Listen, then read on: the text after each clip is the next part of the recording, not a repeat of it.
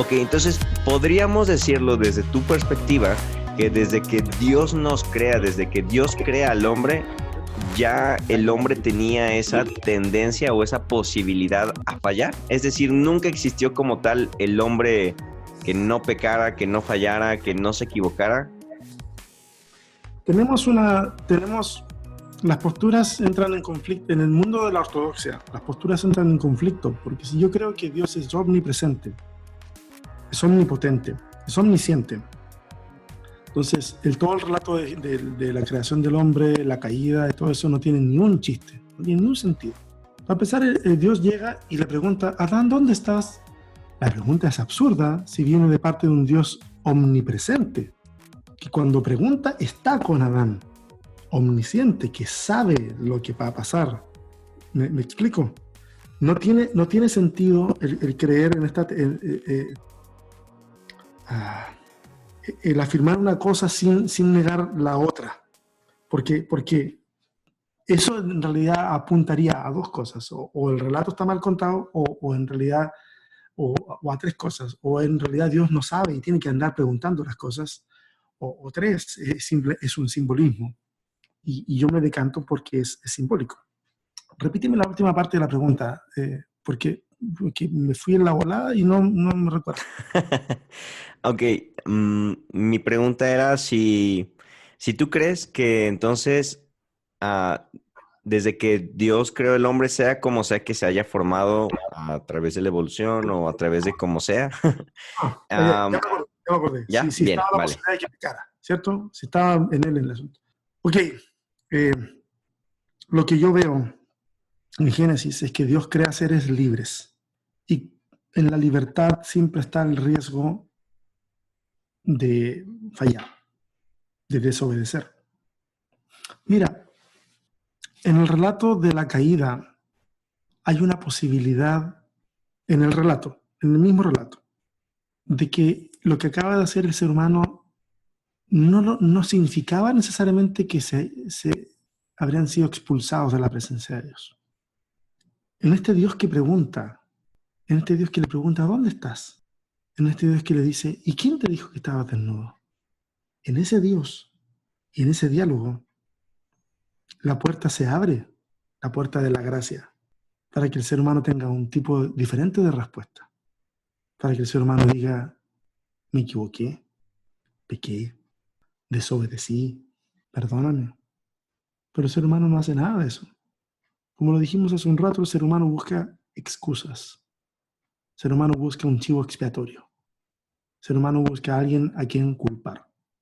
Y cuando tú siempre buscas a alguien a quien culpar, nunca vas a poder avanzar a un nivel superior de entendimiento de quién eres tú. Por eso es que a mí me cae muy mal la gente que siempre a sus desgracias le busca una respuesta externa. Es el otro, es esto, es que no me han dado las oportunidades, es que bla, bla, mil cosas, todos de afuera.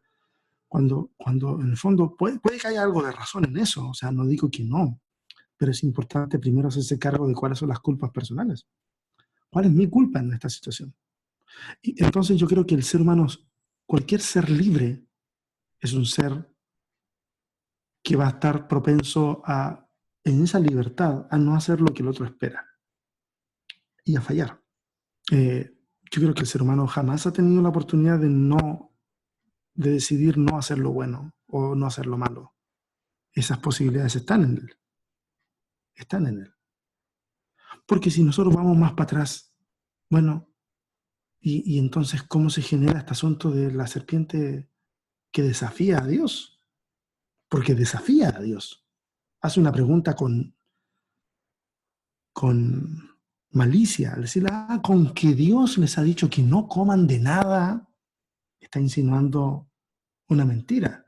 Claro, alguien va a decir de que esa serpiente es Satanás. El texto no lo dice en realidad.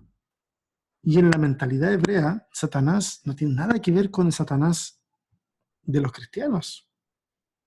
¿Ok? Esa es otra historia. Pero en ese momento, la serpiente es un animal. De hecho, el texto nunca dice que no sea un animal, no dice que la poseyó un demonio, no, es un animal que habla. Eh, si nosotros vamos a responder en amor a Dios, esa tiene que ser una decisión de un ser libre. Y es por eso que yo entro en conflicto con las teorías de predestinación clásicas. Porque si todo está predestinado, si el que se salva y el que se pierde en esa teología está predestinado a que eso ocurra, entonces nadie es libre. Yo no decido amar, no me quedo de otra. Yo no decido rechazar, no me quedo de otra. Y yo creo que eso viola la libertad del ser humano. Y ese determinismo es algo con lo que yo personalmente, he decidido no vivir con eso. He decidido no enfrentar la vida con ese predeterminismo. Hay gente que a lo mejor le funciona. No estoy de acuerdo, pero si a alguien le funciona, fantástico. Fantástico. Viva así. No hay problema. Yo no le voy a hacer problema. ¿Quién soy yo para hacerle un problema? Pero yo no puedo vivir con eso en mi cabeza. Creo que el ser humano es libre para amar. Es tan libre que puede decidir rechazar a Dios. Y Dios es tan libre que puede decidir perdonar a ese que lo rechaza. Que puede decidir bendecir a ese que lo rechaza. No por nada Jesús dice, oye, sean como su Padre que está en el cielo, que hace salir el sol sobre buenos y malos, y hace llover sobre justos e injustos. O sea, le está diciendo, si ustedes quieren parecerse a Dios, si ustedes dicen que Dios es su Padre, y quieren parecerse a Él, hagan lo mismo. Hagan el bien indiscriminadamente a los que consideran buenos y a los que consideran malos. Su chamba aquí es hacer el bien. Y creo que por ahí va a lo mejor mi respuesta es, creo que es inevitable para nosotros, para el ser humano, fallar. Creo que fue inevitable para Adán. Creo que lo que ocurre en el Edén ejemplifica lo que nos ocurre a todos nosotros. Porque de lo contrario tendría que pensar en un Dios que tiene que hacer planes de emergencia y que tiene que decir, híjole, no me alcanzó el dinero para fin de mes, entonces vamos a hacer esto, vamos a hacer lo otro, y hacer un plan de emergencia para poder hacer cuadrar toda esta cosa. Entonces de repente Adán está masticando y Dios dice, algo ocurre en el huerto, iré a ver lo que ocurre. Y va y le pregunta, Adán, ¿dónde estás? ¿Dónde estás? Y cuando llega el momento y ve que Adán ya la regó, entonces le levanta el teléfono rojo y le dice, Jesús, bueno, verbo, hey, logos, parece que te va a tocar chambear de aquí a unos cuantos miles de años, vas a tener que nacer y vas a decir, híjole, ok, será como tú digas. Y cuelga el teléfono y uno ve, no. Es como si yo estuviera jugando al ajedrez, improvisando cada vez que el otro hace algo. Y yo no creo que así sea. Yo no creo que así sea. Yo creo que el asunto es mucho más sencillo, es más simple.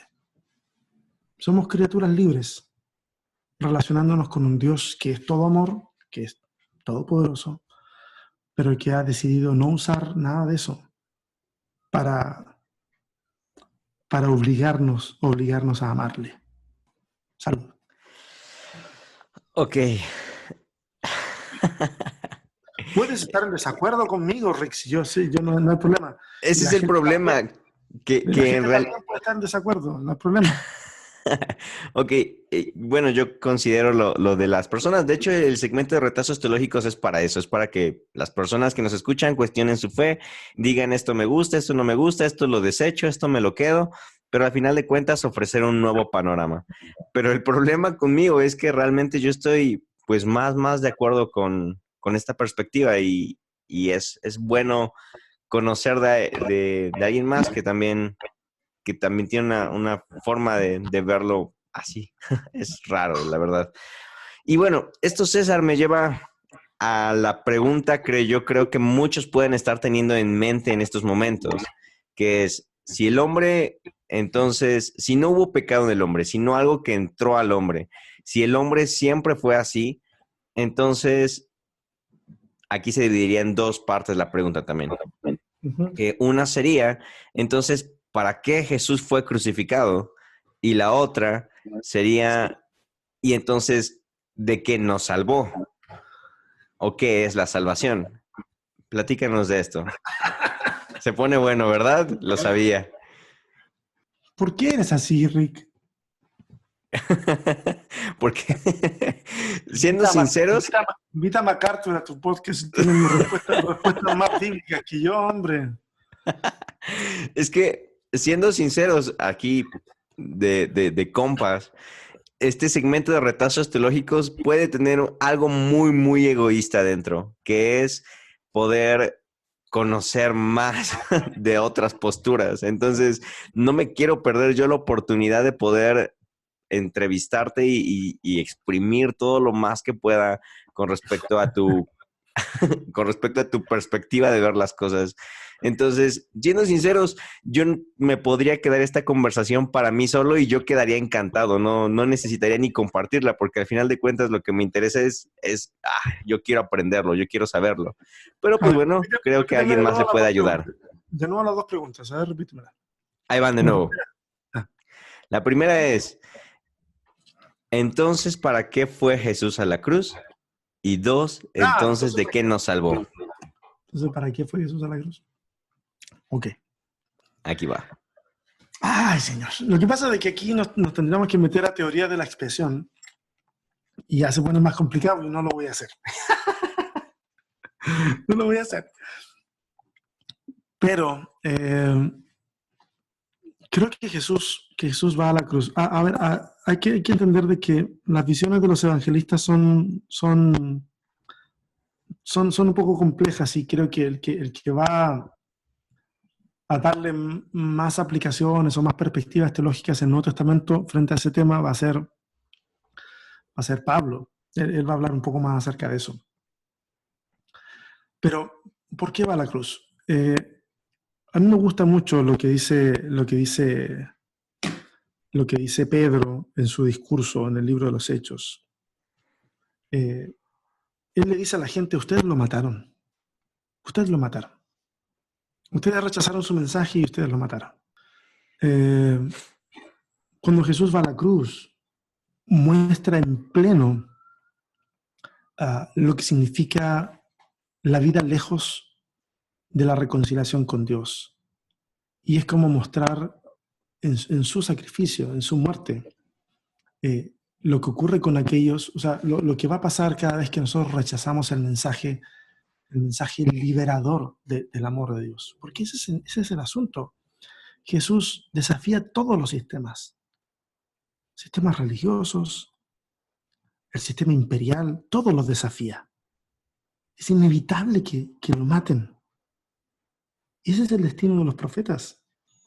Los profetas hablan tan fuerte a la conciencia de los poderes que la única forma que los poderes tienen para callar esa voz es matándola, silenciándola. Eso ocurrió hace miles de años y ocurre hoy también. En regímenes totalitarios, las voces no se combaten con otras voces, las voces se combaten con una bala en la cabeza. A Jesús lo matan y Jesús decide ir y decide morir. Ahora, la perspectiva de Juan es una perspectiva distinta porque muestra a un Jesús más divino. Porque en el Evangelio de Juan Jesús va a decir, a mí no me quitan la vida, ojo, yo la pongo y la vuelvo a tomar. Entonces es una perspectiva distinta. Ahí es el significado de Jesús en la cruz. Es un significado que tiene muchas formas de verse y de entenderse. Jesús cuando nos salva, no nos salva solamente de una realidad extraterrena. Jesús nos salva de las consecuencias de vivir conforme al egoísmo que es tan natural en nuestra naturaleza. Y Jesús nos salva de nosotros mismos. Jesús nos salva del sinsentido de la vida. Jesús nos salva, y tal vez eso suene muy metafórico, pero creo que suena mucho más concreto que decir Jesús nos salva del infierno. Cuando en el libro de Mateo se anuncia el nacimiento de Jesús, el ángel lo que dice es, salvará a su pueblo de sus pecados. Y creo que eso hace Jesús. Nos salva de nuestros pecados. Y nuestros pecados son bien concretos, son bien presentes. No nos salva de arder en el infierno. Nos salva de vivir una vida vacía. Una vida que no tiene sentido. Una vida que busca simplemente satisfacerse a sí misma y nunca pensar en el resto. Nos salva de eso y más. de eso y mucho más. Juan mismo va a decir, va a tener una reflexión y va a decir, hablando acerca de vida eterna, y que es una cuestión que está muy relacionada, por lo menos en nuestro imaginario, está muy relacionada con lo salvífico, la vida eterna. Y Juan va a decir, y esta es la vida eterna, que te conozcan a ti. Entonces está diciendo, el texto está mostrando de que la vida eterna no es una cuestión futura, sino que es una cuestión presente. Y que lo eterno no significa lo sin fin. Lo eterno significa lo desconocido. Voy más allá. En el hebreo, que es de donde heredamos el concepto de eternidad, el olam, significa lo desconocido. Lo que no se conoce dónde empieza y no se conoce dónde termina, que es un concepto distinto al concepto occidental o greco-occidental de lo eterno, que no tiene fin, que no tiene principio. En el hebreo es más abierto, es simplemente que se desconoce. Y entonces, el conocer a Cristo y el recibir esa vida eterna es recibir algo que para la naturaleza humana le es totalmente desconocido. Porque el Evangelio es totalmente antinatural, es desconocido para la naturaleza humana.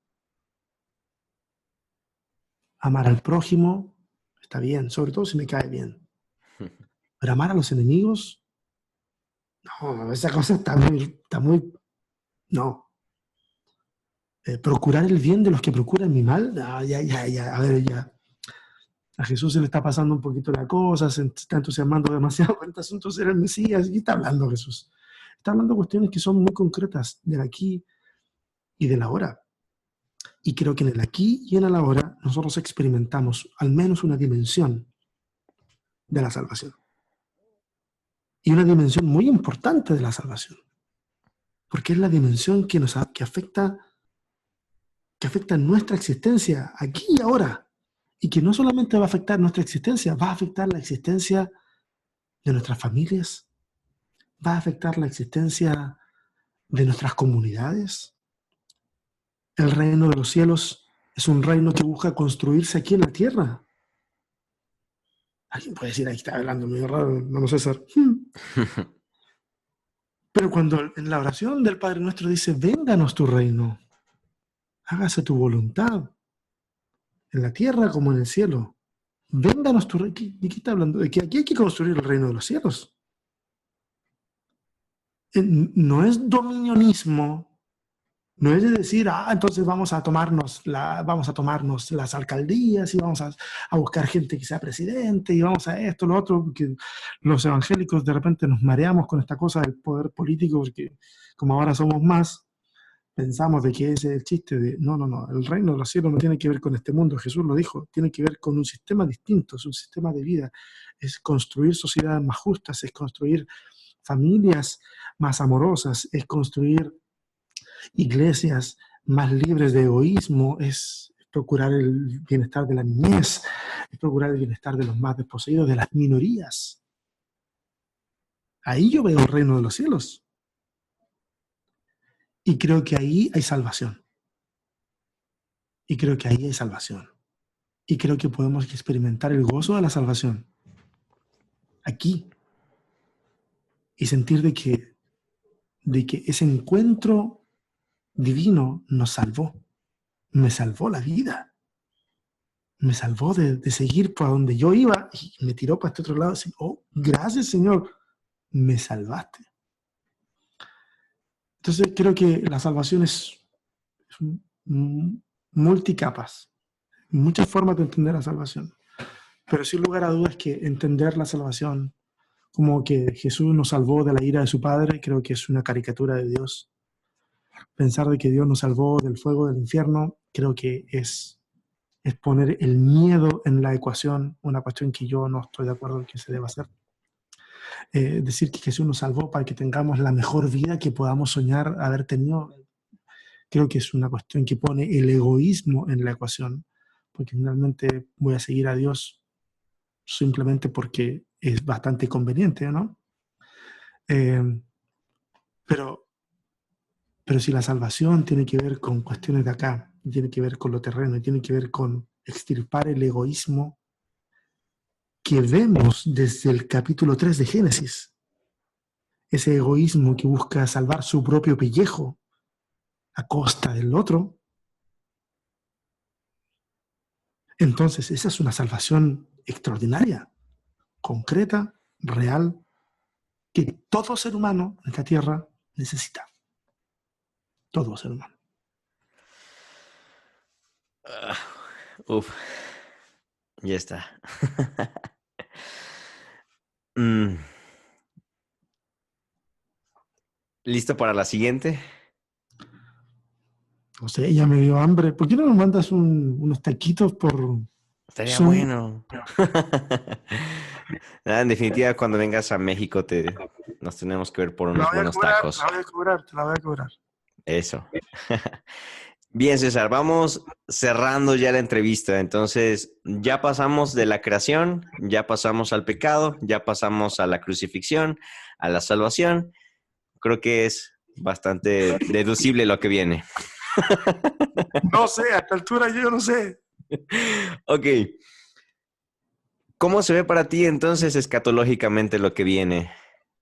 Es decir, si no creemos en el infierno, si la vida eterna, Yo no he dicho que no creo en el infierno, ¿eh? bueno, vamos a entrar por allí entonces. Hay que darle, ¿cierto? Ok. Bien, formulo mi pregunta. Si no creemos, o bueno, ¿qué viene después de la muerte? ¿De qué nos salvó Jesús también tocando parte de la salvación si no creemos en el infierno metafísico de un horno de fuego ardiendo? ¿O cómo se ve para ti eso? ¿Cómo se ve para ti el, sí, la perspectiva de la vida eterna después de la muerte? No sé. La siguiente pregunta.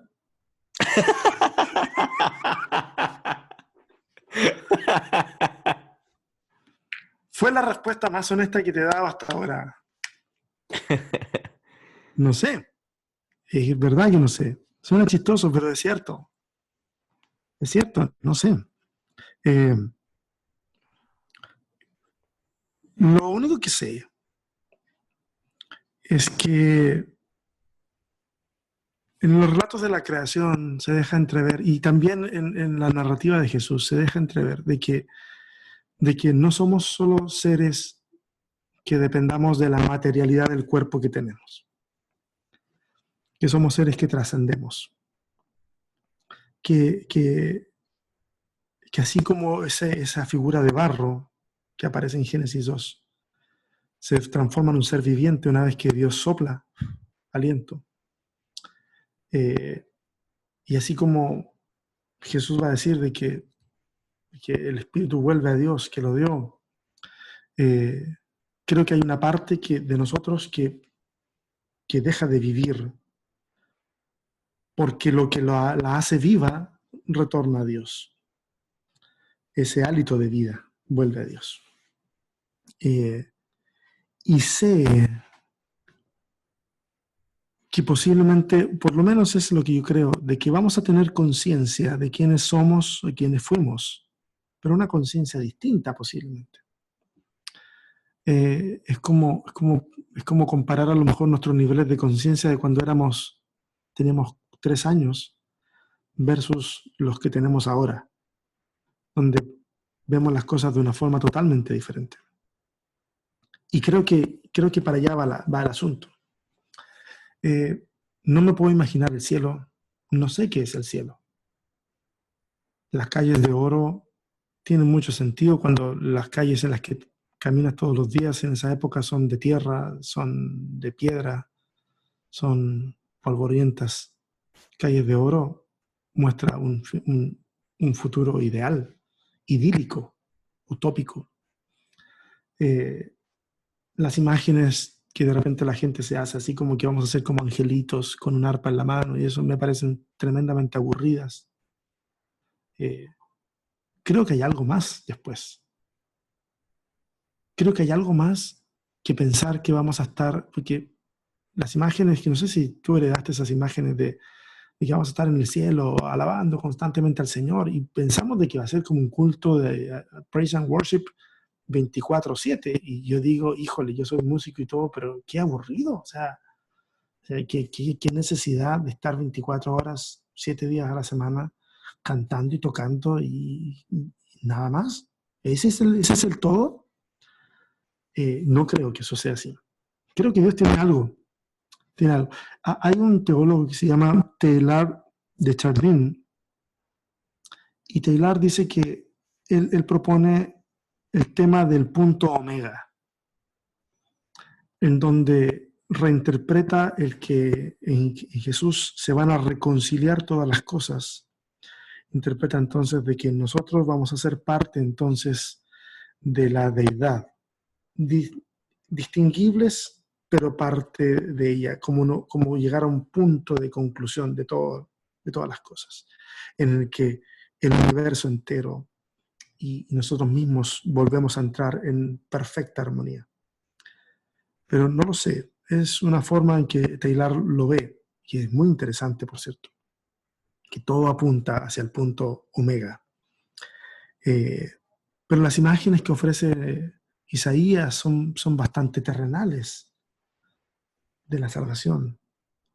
Nos habla acerca de espadas y lanzas convertidas en azadones para cultivar. Nos habla de casas que se pueden construir. Nos habla de león al lado del cordero, mostrando de que no hay rivalidad entre ellos. Nos habla de un mundo, parece, conforme al plan inicial, pero no lo sabemos. No sé exactamente qué pasa después. Pero tengo la convicción que lo que pase después va a ser maravilloso, extraordinario. Y mi imaginación no va para allá. Eh, yo trato de pensar más que en el cielo, trato de pensar en el reino de los cielos o en el reino de Dios, que es algo que se nos pide construir acá, mientras estamos acá, y hasta que dejemos de estar acá. Pero para mí es difícil definir el cielo. Es muy difícil definirlo. Muy difícil definir lo que viene después. Insisto, no lo digo en chiste. MacArthur tendría una respuesta mucho más bíblica que la que yo te puedo dar. Seguro que sí. Y Paul Washer también. Y todos tendrían una respuesta mucho más bíblica, ¿verdad? De verdad que yo te juro, yo hace 20 años las tenía también. Hace 20 años las tenía también. Pero la verdad es que no lo sé. No lo sé. Digo, nadie fue para allá y volvió y nos escribió algo de que, mira, es así, ¿no? Y hay gente que, el problema para mí es el siguiente, Rick. Hay mucha gente que especula con esto, le pone 2 o 3 versículos bíblicos por aquí y por allá, y luego hace de su especulación una verdad, frente a la cual, si no estás de acuerdo con esa especulación, entonces no tienes o la sana doctrina o algo por el estilo. No sé si me explico. Creo, honestamente, que nosotros debiéramos redirigir nuestra brújula espiritual y dejar de pensar en lo que nos va a pasar a nosotros después que muramos y empezar a preocuparnos más de lo que tenemos que hacer mientras estamos vivos. Dejar de pensar en algo de lo cual desconocemos en su mayoría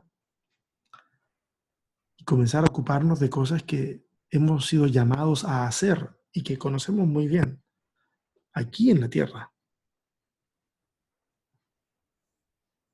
Y dejar de ver al cielo como la croqueta que le doy al perro porque hace lo que yo quise que hiciera, como el premio al final. ¿Ah? Y comenzar a ver de que, ¿y si no hubiera cielo? ¿haría lo que tengo que hacer aquí todavía? Porque si la respuesta es no, yo no lo haría, entonces lo único que dirigía mi forma de pensar era el egoísmo, era salvarme. Y ese es un instinto animal. Las ratas se van del bote antes que se hunda porque no porque acepten un llamado evangelístico a abandonar el bote, no, pues esta cuestión se está hundiendo, no me quiero morir. Y pasa lo mismo cuando la gente es amenazada con el infierno. Yo voy a empezar a ir a la iglesia entonces a portarme bien porque en realidad yo no quiero pasar toda la eternidad en una llama de fuego. Después te lo cambian y te dicen, pero te espera el cielo y una mansión y esto. Claro, si yo, en el tiempo de Jesús, si yo hablo de, de, de, un, de la casa de mi padre, muchas moradas hay, y hablo acerca de un tipo de construcción eh, ideal, cuando mis condiciones de vida presentes son horribles, eso me da una imagen del futuro como con mucha esperanza. Pero posiblemente nuestras casas hoy en día serían casas celestiales para la mentalidad y la imaginación de un habitante de la Judea del siglo primero. Entonces, esas son metáforas de algo mayor, de algo ideal, de algo incomprensible. Entonces, no lo sé.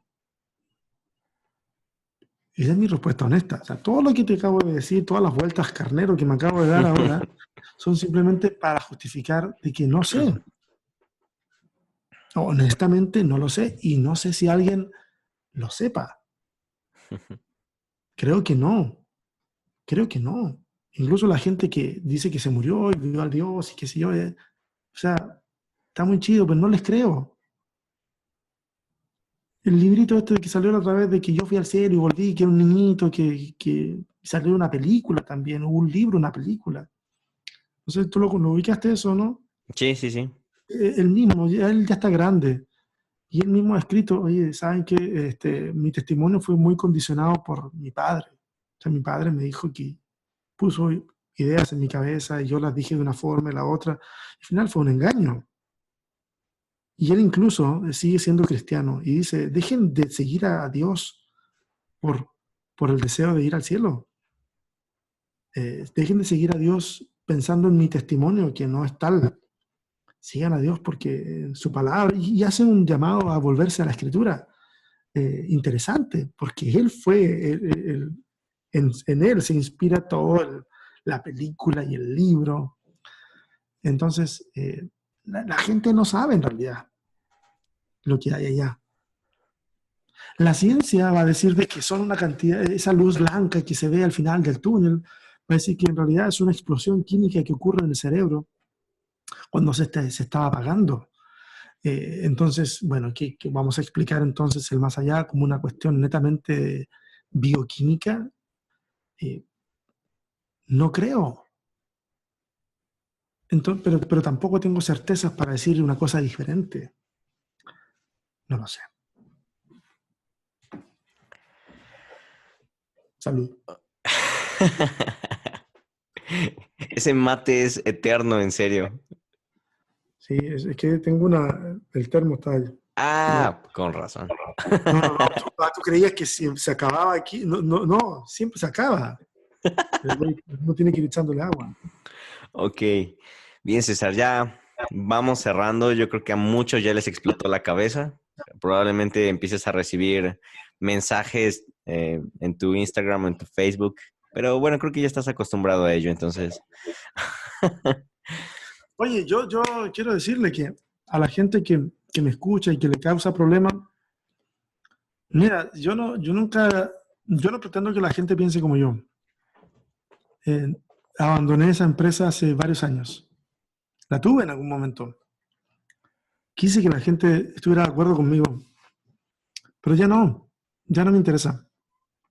Eh, eh, Especialmente porque creo que algunas narrativas de la fe a algunas personas les sirven. Cuando tú quieres eliminar esas narrativas de sus vidas, a veces no saben de qué agarrarse. Y yo no quiero ser irresponsable en eso. Eh, entonces yo no les digo que tengan necesariamente que votarlas, lo que creen. Eh, Pero si en algún momento lo que uno explica, lo que uno cuenta, resuena en su cabeza, entonces simplemente decirles que no están solos y que hay otras formas de ver la fe y que no por eso se deja de tener fe. Yo sigo siendo una persona, Rick, la gente a veces no entiende, disculpa que hable de mí, pero nosotros con mi familia oramos todas las mañanas, oramos todas las noches. Tenemos un sentido de gratitud hacia Dios inmenso y creemos firmemente que hay una misión de parte de Dios sobre nosotros para construir un mejor mundo, mejores comunidades de fe, hablar de un evangelio que verdaderamente sea liberador, que verdaderamente sea una buena noticia para todos. Eh, y entonces hay una vida de poder escudriñar la escritura y dejarnos asombrar por lo que ahí está. Entonces, de este lado de la crisis, hay una dimensión espiritual también. Eso no queda, no se pierde, no está ahí como algo como que, bueno, ya este está pensando esto, ya lo perdimos, o sea, como que, no, eso no es así. El problema de que muchos, y es cierto, muchos que sí piensan parecido a lo que yo pienso, no tienen ese tipo de prácticas en su vida y yo tampoco soy quien para juzgarles, a lo mejor ellos tienen otras prácticas. Entonces tampoco me interesa meterme en ese juego de juzgar qué hace cada cual con lo que cree o deja de creer. Pero yo le quiero decir a la gente, yo sigo siendo una persona de fe, sigo siendo una persona que ama a Dios y que busca a Dios y que tratamos como familia de poder reflejar en nuestra vida el mensaje del Evangelio y vivirlo, transmitirlo. Entonces, simplemente para que la gente no crea que esto es una cosa que es algo, no sé, es producto de un adoctrinamiento que alguien hizo y que está haciendo en mi cabeza y en la cabeza de otra gente. Hay gente que se pone media conspiranoia con esto. No se trata, no es eso, no es eso. Pero de este lado de la crisis hay fe y se puede sobrevivir con fe. Sobrevivir con fe, el podcast. ¿Sabes mi publicidad? Dale. Pues ya está, César. Me gustaría hacerte una pregunta, pues ya para ir cerrando. Y es la parte de cómo se ve la mística en tu vida. ¿Cómo experimentas tú a Dios? ¿Cómo se ve para ti a Dios de manera real y palpable para contigo? En muchos casos o en otros casos cuando hago esta pregunta es, no, pues a lo mejor yo he experimentado a Dios, he escuchado su voz audible, me dicen algunos, otros me comentan que es, no sé, por medio de dirección, yo qué sé, hay un montonal de vertientes también en la forma o en el momento de experimentar a Dios. ¿Tú cómo experimentas? ¿Cómo es ese contacto místico con lo divino? Mira, de forma muy intencional he tratado de afinar el ojo para ver a Dios en los lugares donde la gente no suele verlo. O no suele, o sea, o suele disfrutar de eso, pero no suele identificar ahí a Dios. Por ejemplo, en la mañana, y te decía que nos levantamos bien temprano, y antes cuando vivía en México también lo hacíamos, y yo salía a correr con mi hijo mayor, y ahora salgo con el del medio, y nos encuentra el amanecer. Está oscuro y nos encuentra el amanecer. Y vemos en el horizonte el amanecer. Y muchas veces nos quedamos parados y le digo, mira, párate. Le digo, mira lo que está pasando. Le digo, en este momento hay muy poquitas personas viendo esto. Y tú y yo tenemos el privilegio de ver este amanecer. Es como ver el amanecer de la creación. Y mientras lo vemos, mientras experimentamos esa gradiente de colores que está en el horizonte, sentimos una conexión con lo divino. Y, y a veces hablamos un par de cosas y seguimos. Y lo tratamos de ver ahí. Me ha pasado cuando a veces veo algún video de alguna expresión artística, que siento de que ahí está Dios. Yo no sé si viste un video de un muchacho que tiene autismo, que toca piano y canta. Eh, Me llegó hace unos meses atrás. Se presentó en America's Got Talent. Y cuando veo el video de un muchacho que es ciego, que es autista, que tiene muchos problemas para hablar, para expresarse, y se sienta al piano y empieza a cantar y sale de él una voz y una interpretación tan profesional. Yo te juro, me tuve que parar en el auto y lloré. Lloré, lloré no, mira, lloré no porque él me causara lástima. Lloré porque la divinidad se encuentra escondida en lugares que nosotros no pensamos. Y cuando somos capaces de verla, y cuando yo soy capaz de verla, mi corazón se conmueve y se conmueve mucho. Cuando escucho a alguien o cuando veo a alguien bailar de una manera o cuando, no sé si me explico, es como muy en lo plástico. Veo ahí la mano de Dios y digo, Dios hizo algo acá. No sé, yo lo veo de esa manera. Eh, y en la oración que hacemos con los niños, han salido oraciones muy divertidas cuando oramos. Una vez uno de mis hijos, el más chico, eh, le pidió a Dios en su oración que cuidara a todas las criaturas del multiverso. No sé qué andaba diciendo por televisión. Dice, Señor, cuida a todas las criaturas del multiverso.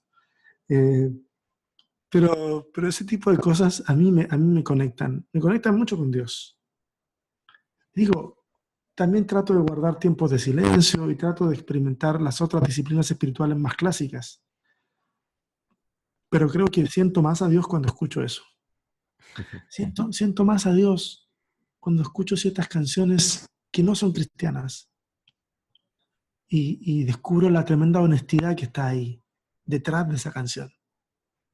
La otra vez yo posteé, creo, una canción que la canta Cyndi Lauper y también la canta Phil Collins, que es True Colors. Y alguien me dijo, oye, pero esa canción la usaron los gays para no sé qué cosa. Y, ¿qué hay? ¿Qué tiene que ver? A mí me encuentro la canción extraordinaria. Yo cada vez que la escucho me conmueve mi corazón de poder animar a la gente a que se muestre tal como es. Porque es la forma en que esa persona puede recibir verdaderamente amor. En esos espacios, en esas situaciones, yo siento a Dios. Y lo siento cañón, así muy fuerte. Eh, y creo que es importante redescubrir esa mística. La mística que está fuera del templo, la mística que está fuera de los ejercicios espirituales convencionales. Nunca he escuchado la voz audible de Dios, pero a veces creo que cuando escucho a mi esposa, no se tiende a parecer, no sé, como que se parece a la voz de Dios.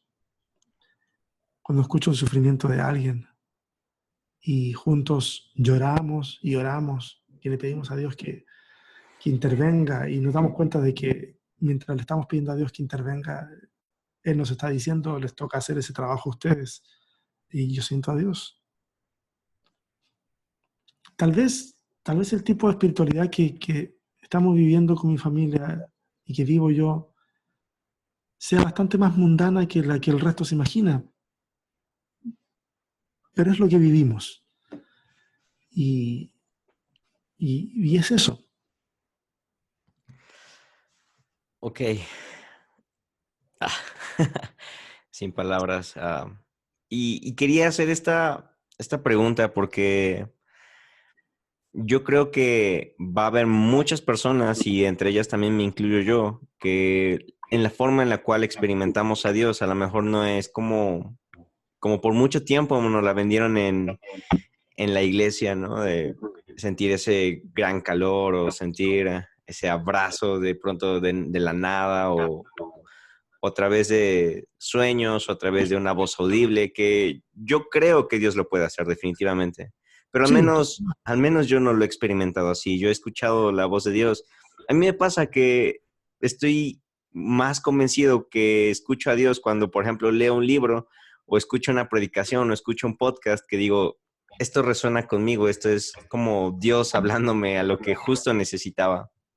Y yo creo que me gustaría invitar a las personas que nos escuchan a no cerrarse y no frustrarse, a decir, es que yo no he experimentado nada de eso, no siento ese calorcito, nunca me caí al piso o empecé a convulsionarme o cosas así.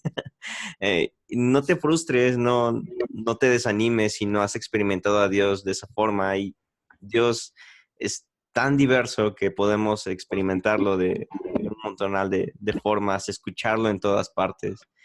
Y César, me gustaría cerrar con esta pregunta. ¿Tú qué le recomendarías a aquellas personas que están atravesando un proceso de deconstrucción de su fe, en el cual empiezan a cuestionar todo, en el cual dicen es que no creo en la resurrección o no creo en la Biblia, entonces es una mentira, todo este tipo de cosas y esa tendencia hacia el ateísmo? No sé, unos consejos que tú puedas darle a ese tipo de personas que están atravesando un proceso de deconstruir su fe y que ujú. quieren incluso hasta abandonarla. Eh, yo les diría que no tengan miedo de sentir lo que sienten, porque si hay algo con lo que la gente que está pasando por esos procesos siente, es mucha culpa. Y la culpa nunca ha sido buena consejera. La culpa no es buena consejera para nada. La culpa nos lleva a sentirnos miserables y a tomar malas decisiones. Y a veces encontrar refugio en lugares que no son los aconsejables. Eh, Así que primero yo les diría, dejen la culpa a un lado. Dios no tiene problemas de autoestima. Así que si tú un día decides gritarle a Dios y enojarte con Él y maldecirlo, eh, Dios no te va a dar la vuelta, no te va a dar vuelta a la espalda para decirte, ah, bueno, yo te iba a ayudar, pero bueno, como tú dijiste eso, entonces yo no te ayudo. Esas son tonterías nuestras de los seres humanos. Dios está en otro nivel, no tiene que ver con eso. ¿Ah? Es como si un día mi hijo me insultara y al día siguiente me dice, oye, ¿y no hay comida para mí? No, pues ayer me dijiste esto y lo otro. Bueno, me podría ir por ese tipo de cosas me pueden meter a la cárcel. ¿Ah? A veces nosotros nos imaginamos a un Dios abusivo que tendría que estar en la cárcel en vez de estar dirigiendo el universo. Ok, entonces quiten la culpa. Y creo que algo que pudiera ayudar es, mira, hoy día tenemos más espacios para compartir nuestras dudas. Y esos espacios existen de forma virtual o forma física. Yo recomendaría algo físico, algo donde yo pueda encontrarme con un grupo de personas o una o dos personas con las cuales yo pueda ser totalmente honesto, totalmente honesta, hablar de mis dudas y esperar contención. Creo que es importante transitar este camino acompañados. Y si no es de forma presencial, de forma virtual, habemos varios que estamos acompañando a otros a poder pasar por sus tiempos de crisis también, porque es mucha gente. Es toda una generación de personas que se está desencantando de la fe. Y es por eso que en muchos casos hay gente que se va a llamar eh, post-protestante, post-evangélica, porque en realidad pasó por esas etapas y ya no está ahí. ¿Ah? Está en otra cosa. Y número tres, entender de que a veces de lo que nos hemos desilusionado en realidad no es del texto bíblico, ni es de Dios, sino de las narrativas que nos presentaron ese texto bíblico y que nos presentaron a ese Dios. Hay todo una oferta de cristianismos predigeridos, premasticados, listos para que lo consumamos. Y cuando comenzamos a darnos cuenta de que esto no calza mucho, en realidad nuestro problema no es tanto con Dios o con la Biblia, sino con la forma que nos enseñaron acercarnos a Dios, a entender a Dios, a leer la Biblia. Y entonces a lo mejor es eso. Y lo otro es que no siempre la desilusión es señal. Mucha gente dice, no, esta persona está lejos de Dios, por eso que dejó que estos pensamientos entraran en su cabeza, etcétera, etcétera. La verdad que la desilusión o el querer salir corriendo de un lugar porque ya no me representa, porque ya no puedo sostener esa narrativa, esa intención a veces no es señal de enfermedad, sino lo contrario, es señal de salud. A lo mejor es algo dentro tuyo gritándote, esto no puede ser así y debes repensar tu fe. Entonces, eso. Y creo pero para mí lo más importante es que puedan conectar con alguien. En el mundo físico o en el mundo virtual, pero conectar con alguien. ¿Para qué? Para que pueda haber, no sé, alguien con el cual hablar y decir, hablemos una vez a la semana o cada 2 semanas o algo que permita ir tocando base para saber en qué proceso estamos. Y porque algunos pueden estar en un proceso de mucho enojo, otro puede estar en negación, otro puede estar en decir, no, yo ya superé esto, ya me voy a mover a lo otro, y que en el fondo es cambiar una arrogancia por la otra. Pero en el momento que estés, hay procesos, la gente es dinámica, la gente cambia. Y a lo mejor una persona que hoy está pasando por un momento muy difícil en su fe, tal vez en unos meses la cosa está distinta, va a ser difícil. Es por eso que recomiendo que no pasen ese tiempo solas. Eso sería, amigo. Oh, pues ya está, César. Increíble. Gracias. No sé, en serio. Para los que no saben, César tiene, bueno, ya lo habíamos comentado, creo que lo hemos dicho bastante, pero él tiene un podcast que se llama Sobrevivir con Fe. De verdad les animo mucho que lo puedan buscar, que lo puedan escuchar. No sé, César, ¿cómo te encontramos en redes sociales? Creo que estás así como César Soto, ¿verdad? En Instagram, en Facebook, Sí, Twitter. antes de escribir mi nombre, ayunen y oren. Y entonces les va a aparecer el primer resultado. Ahí sí les va a aparecer. Si no, no aparece. No. En casi todas mis redes sociales ustedes me encuentran por @César Sotov, porque César Sotov Vergara. Entonces ponen César Sotov con la Z al final y voy a aparecer en Twitter, Instagram y Facebook. Ya está. Y de ahí eventualmente en alguna parte va a aparecer el podcast. Los últimos capítulos he optado por subirlo no solamente a las plataformas tradicionales de podcast, sino también hago un video estático con la portada del podcast y lo estoy subiendo a Facebook también. Entonces, entonces están ahí, por lo menos los últimos 5 capítulos están así. Así que de repente escarbando por ahí lo encuentran. Pero también está en iVoox, está también en Spotify, en iTunes. Entonces ahí buscan César Soto, Sobrevivir con Fe. Perfecto.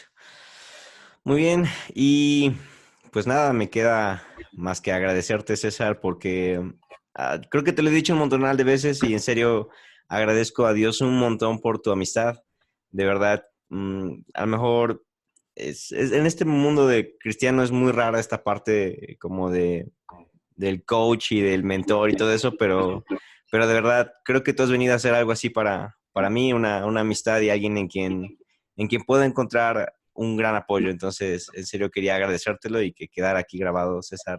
En serio, has ayudado un buen a que yo pueda sobrevivir con fe, en serio.